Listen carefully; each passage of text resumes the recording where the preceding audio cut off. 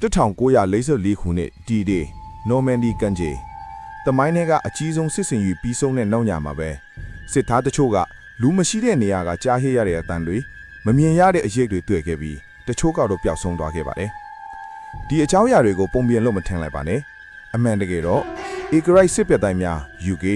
American အမျိုးသားမော်ကွန်းတိုက် Congress စာကြီးတိုက်တွေမှာစစ်သားတွေရဲ့ diary စာရေးမှတ်တမ်းတွေအမှန်တကယ်တင်ထားကြပါတယ်။စစ်သားတယောက်ချင်းစီကသူတို့ကြုံတွေ့ခဲ့တာတွေကိုနေ့တိုင်းရေးထားခဲ့ကြတာပါ။အဲ့ဒီစာတွေထဲမှာမရှင်းလင်းတဲ့အတွေ့အကြုံတွေအများကြီးပါဝင်နေပါတယ်။ဒီအရာတွေဟာစိတ်ကူးယဉ်စာလမ်းပဲလားဒါမှမဟုတ်တကယ်ဖြစ်ခဲ့တဲ့အမှန်တရားလားဆိုတာကိုဒီဗီဒီယိုမှာအကုန်လုံးကိုအတူတူလေ့လာကြည့်ရအောင်။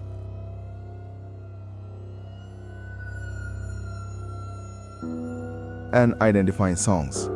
အောင်ပွဲရပြီးနောက်ညမှာပဲစစ်သားတချို့ကခြေလန်းတန်လှုပ်ရှားတန်လူမရှိတဲ့အတန်ခေါ်တန်ကြားလိုက်တဲ့အတန်လှုပ်ရှားသလိုထင်ရတဲ့အတန်တွေကိုကြားခဲ့ရပါတယ်။တနတ်တန်မဟုတ်လီရင်တန်မဟုတ်အကြောင်းရင်းမသိတဲ့အတန်တွေပါ Missing soldiers စစ်သားတချို့စင်းရင်တွေကပျောက်သွားခဲ့ပါတယ်။တေဆုံးစင်းရင်မပါ fancy ခံရတဲ့စင်းရင်မပါရှာမတွေ့တချို့ကတော့နောက်ပိုင်းမှာတောထဲရေထဲမှာတွေ့ခဲ့ပေမဲ့တချို့ကတော့အခုထိမတွေ့ရသေးပါဘူး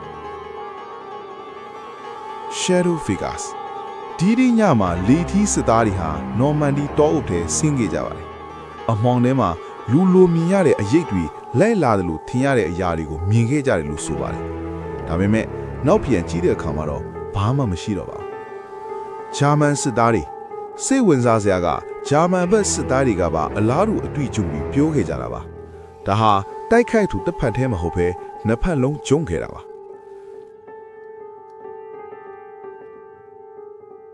Deplay Ghost Sounds ဒီအဖြစ်အပျက်ကတော့ဒီတဲ့မတိုင်ခင်မှာ Deplay တိုက်ပွဲဖြစ်ခဲ့တဲ့နေရာပါ1950ခုနှစ်လောက်မှာ Deplay ကမ်းခြေကိုတွားခဲ့တဲ့အမျိုးသမီး2ယောက်ဟာညဘက်နာနီအချိန်မှာတိတ်ဆိတ်နေတဲ့ကမ်းခြေပေါ်မှာမထင်မှတ်ပဲတနက်တန်လေရင်တန်စစ်သားအော်တန်တွေကိုကြားနေတယ်လို့ပြောခဲ့ပါတယ်ဒါပေမဲ့အဲ့ဒီအချိန်မှာဘယ်သူမှမရှိခဲ့ပါဘူးဒီအတန်တွေဟာအတိတ်ကစစ်ပွဲရဲ့အကျိုးသက်ရောက်မှုလားဒါမှမဟုတ်တခြားအရာလားFoo Fighters ဒုတိယကမ္ဘာစစ်အတွင်းလေရင်ပြန်တန်းတဲ့အခါလေရင်မှုတွေကသူတို့နောက်ကနေအရှိန်ဟုန်နဲ့လိုက်လာတဲ့တောက်ပတဲ့မီးလုံးတွေကိုခဏခဏမြင်ခဲ့ရပါတယ်ဒါကို Foo Fighters လို့ခေါ်ကြပြီးအခုထက်ထိဒါဟာဂျာမန်တွေရဲ့လျှို့ဝှက်လက်နဲ့လားဒါမှမဟုတ် UFO လားဆိုတာကိုဘယ်သူမှတိတိကျကျပြောနိုင်သေးပါဘူးအခုထိဓာတ်ပုံတွေရှိနေပါတယ်ဒီဖြစ်ပျက်ခဲ့တဲ့အကြောင်းအရာတွေကိုသမိုင်းပညာရှင် SLA Marshall ကပြောပါတယ်စစ်သားတွေဟာအလွန်မင်းဖိအားအောင်မှာအမြင်နဲ့အတန်ကိုလွဲမှားခံစားနိုင်ပြီးအကြောင်းရင်းတွေကအလွန်မင်းစိတ်ဖိစီးမှုအေရပြက်ခြင်းကြောက်ရွံ့မှု brain က